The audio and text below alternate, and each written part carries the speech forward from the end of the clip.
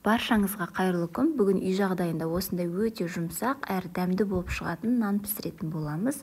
Осы рецептпен дайындаған соң басқа рецепттердің керегі де болмай қалады. Міндетті түрде дайындап көріңіздер, және де мені жоғалтып алмас үшін каналыма тіркеліп лайк басуды ұмытпаңыздар. Ең алдымен жылы сүт пен суымызды араластырып, үстінен қант, тұз, дрожжи және де ұнымызды аз-аздан қоса отырып жұмсақ қамырлейміз.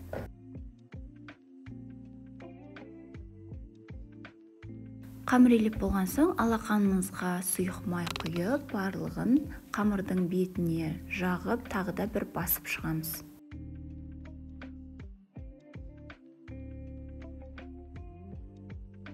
Үйленген қамырдың үстінен салафан, оның үстінен осы чашкамыздың крышкасын жауып, 1 сағатқа көтерілуге қалдырамыз.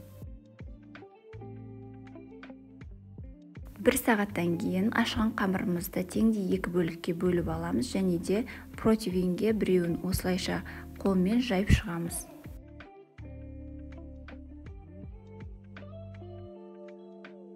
Бетіне орамал төсеп, тағы да 15 минутқа көтерілуге қалдырамыз.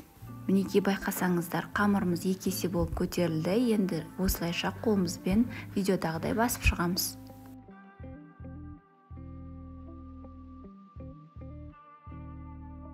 Содан соң жұмыртқамызды жақсылап тұрып араластырып, осы нанның үстіне жағып шығамыз. Нанның бетіне өз қалауларыңыз бойынша кез келген нәрсені сепсеңіздер болады. Мен бұл жерде кунжутты табаққа қуырып алдым. 180 градуста қызып тұрған пешімізге қызарғанша пісіріп аламыз.